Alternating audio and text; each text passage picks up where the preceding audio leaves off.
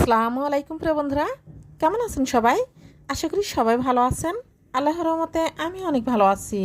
তো দেখেন, যখন মন চাইবে এই নাস্তাটা বানিয়ে খেতে পারবেন। হাতের কাছে যদি শাক থাকে, সেটা হচ্ছে মিষ্টি কুমড়া অথবা লাউ শাক, যে কোনো শাক থাকলেই এই নাস্তাটা বানিয়ে নিতে পারবেন। অসম্ভব ভালো লাগে এই নাস্তাটা খেতে, বিকেলে অথবা যখন মন চাইবে তখনই। তো দেখেন, এটা মানে মিষ্টি কুমড়ার শাক একদম তাজা টাটকা আর খুব ফ্রেশ।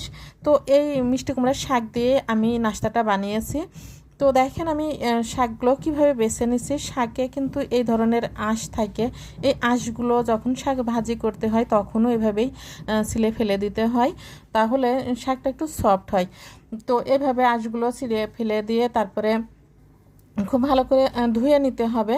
পরিষ্কার করে ধুয়ে নিয়ে তারপরে কিছু এই যে হলুদ হলুদ একটু এগুলো বাদ দিয়ে দিতে হবে। তারপরে একটু হালকা করে পানিতে ভাপিয়ে নিতে হবে। তো দেখেন, আমি সবগুলোই সুন্দর করে পরিষ্কার করে নিয়েছি। এখন কড়াইতে পানি গরম বসিয়ে দিয়েছি। হালকা গরম পানিতে শাকগুলো আমি একটু ভাপ দিয়ে নেব, তাহলে শাকগুলো একটু সফট হবে। তা না হলে কাঁচা থাকলে একটু মানে ভেঙে যাওয়ার সম্ভাবনা থাকে। তো আমি ভাপ দেওয়ার পরে একটু নরম হয়ে যাবে, তখন আমি এই শাকগুলো পানি ঝরিয়ে নেব, অনেকটা সময় রেখে দিয়ে পানিটা ঝরানোর জন্য। তো এখন আমি কিছু শুকনো মরিচ ভেজে নেব, একটা পুর বানাবো। পুরটা বানানোর জন্য শুকনো মরিচ ভেজে পেঁয়াজ ভেজে নেব। ততক্ষণে আমার শাকের পানিটা মানে ঝরে গেছে। এখন আমি আলুটা ভর্তা করে নেব। তো আমি পুরের জন্য আলু ভর্তা করে নিয়েছি। আপনারা চাইলে এখানে মাছ অথবা মাংস দিয়েও পুর বানাতে পারেন। তো ডিমটা দেবেন না, শাকের সাথে ডিমটা যায় না। আমার মা বলে ডিম আর শাক একসাথে খেতে নেই। তো আমি আলু ভর্তা দিয়েই বানিয়েছি, আর এত বেশি ভালো লেগেছে, সত্যিই আপনারা না খেলে বুঝতে পারবেন না যে কতটা ভালো লেগেছে। আর এই নাস্তাটা গরম গরমই বেশি ভালো লেগেছে, ঠান্ডা হলে খুব একটা ভালো লাগে না। তো এখানে আমি নিয়েছি বেসনের মধ্যে দিয়ে দিলাম স্বাদ মতো লবণ, সামান্য হলুদের গুঁড়া, সামান্য মরিচের গুঁড়া, 1 চামচ আলো চালের গুঁড়া দিয়েছি একটু ক্রিস্পি হওয়ার জন্য। তো দেখেন, আমি বেসনের গুঁড়াটা তৈরি করে নিয়েছি।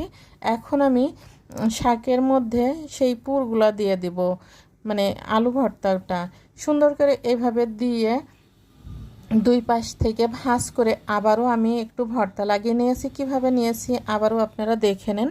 তো দেখে এইভাবে ট্রাই করবেন, আশা করি আপনাদেরও অসম্ভব ভালো লাগবে আমার যেমন ভালো লেগেছে। তো দেখেন, এবার আমি পুরের মানে গুলার মধ্যে একটু চুবিয়ে নিয়ে তেল গরম বসিয়ে দিয়েছিলাম আগেই। এখন গরম তেলের মধ্যে দিয়ে এটা ভেজে নেব। আর গরম গরম ভেজে গরম গরম খেয়ে নিতে হবে, তাহলেই বুঝতে পারবেন যে কতটা ভালো লাগে। তো এভাবে আমি সবগুলোই ভেজে নেব, ভেজে নিয়ে তারপরে খেয়ে নেব। তো বন্ধুরা, আপনাদের কাছে ছোট্ট একটা রিকোয়েস্ট আছে, সেটা হলো যারা আমার ইউটিউব চ্যানেলটি এখনও সাবস্ক্রাইব করেনি, প্লিজ আমার চ্যানেলটি সাবস্ক্রাইব করবেন। আর পাশে থাকা বেল আইকনটি ক্লিক করে নোটিফিকেশন অন করে দিবেন, যাতে আমার ভিডিওটি সবার আগে আপনি দেখতে পারেন। আর যারা আমার ফেসবুক পেজটি এখনও ফলো দেননি, প্লিজ আমার ফেসবুক পেজটি ফলো দিবেন। সবাই ভালো থাকবেন, সুস্থ থাকবেন, আর এইভাবে নাস্তাটা বানিয়ে খাবেন। আল্লাহ হাফেজ।